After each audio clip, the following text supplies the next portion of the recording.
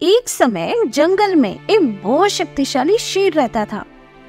शेर ने अपनी गुफा के पास बहुत सुंदर सुंदर फूलों के पेड़ लगा रखे थे, जिसमें हर समय सुंदर सुंदर फूल खिले रहते, जिन्हें देखकर शेर बहुत खुश होता। शेर की गुफा बड़ी सुंदर थी। एक बार मधुमक्खी की रानी शेर की गुफा के ऊपर से गुजरी। जब उसने शेर की गुफा के पास इतने सुंदर सुंदर इतने सारे फूल देखे, तो उसने सोचा क्यों ना मैं इस गुफा के पास ही अपना छत्ता बनाकर रहने लगूं। उसने सारी मधुमक्खियों को इकट्ठा किया और शेर की गुफा के पास छत्ता बनाकर रहने लगी। अब अक्सर मधुमक्खियां शेर की गुफा के पास आती और फूलों का रस लेकर वापस अपने छत्ते में चली जाती। शेर को इस तरह मधुमक्खियों का हर समय अपनी गुफा में आना पसंद नहीं था। एक दिन शेर अपनी गुफा में आराम कर रहा था, तभी मधुमक्खियों की रानी शेर की गुफा के पास आई। मधुमक्खी की रानी बहुत सुंदर थी, थोड़ी बड़ी थी। मधुमक्खी की रानी को देखकर शेर बहुत नाराज हुआ। उसने तेज से आवाज देकर मधुमक्खी की रानी को अपने पास बुलाया। उसे डराते हुए बोला, ये क्या, तुम पूरे दिन मेरी गुफा के आसपास मंडराती रहती हो। अब अगर तुम्हारी कोई भी मक्खी मुझे दोबारा दिखाई दी तो मैं सच में तुम सबको मार डालूंगा। शेर की बात सुनकर मधुमक्खी की रानी प्यार से बोली, अरे शेर महाराज, आप क्यों नाराज हो? हम तो मधुमक्खियां हैं, हमारा तो काम है फूलों का रस लेना है। इन्हीं फूलों के रस से तुम शहद बनाते हैं। इन फूलों पर हम सबका बराबर हक है। मधुमक्खियों की रानी की बात सुनकर शेर बहुत नाराज हुआ और बोला, तुम मुझसे बहस करती हो। एक तो तुम छोटे से छत्ते में रहती हो, थोड़ी सी मधुमक्खियों की रानी हो।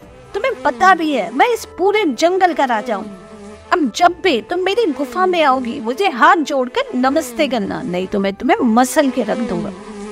शेर से इस तरह की बातें सुनकर मधुमक्खी भी रोते हुए अपने छत्ते में चली गई और अपने छत्ते में जाकर सारी मधुमक्खियों को उसने सारी बात बताई।